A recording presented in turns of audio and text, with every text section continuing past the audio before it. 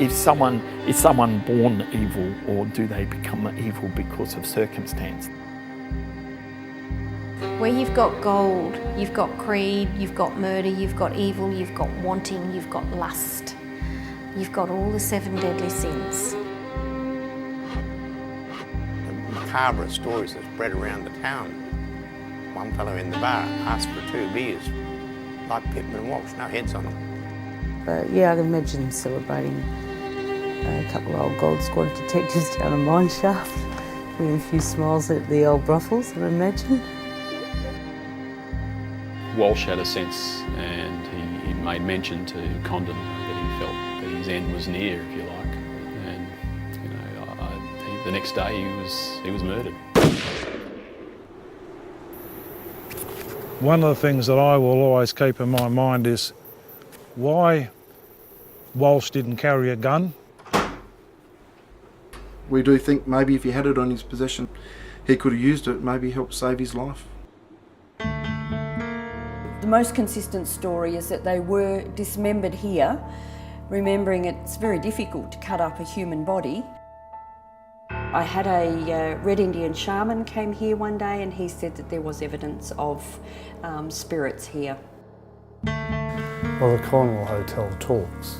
The whole building talks. It breathes, it sighs, it stairs creak when there's no one on it.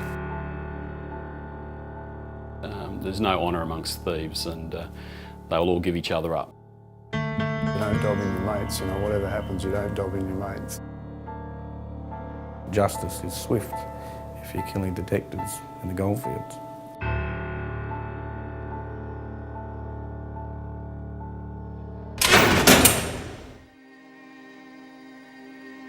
This year is long overdue for our grandfather. The only thing that they asked him if he wanted the reward that was offered, and he just said to the police, no, I want my freedom, so they just let him go.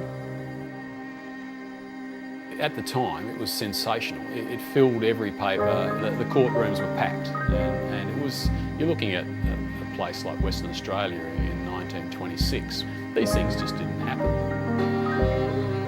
You know, I've seen people out the bush pick up their rifle and sort of mime, you know, shooting, or you know, a couple of beers later, you know, the line between fantasy and reality is like, there's not much. I mean, there's probably more bodies stashed out in all those old mines that you could poke a stick at. In April 1926, Pitman and Walsh headed out on the trail of some gold thieves, and it was to be their last job together. They rode out on their bicycles, and they never returned.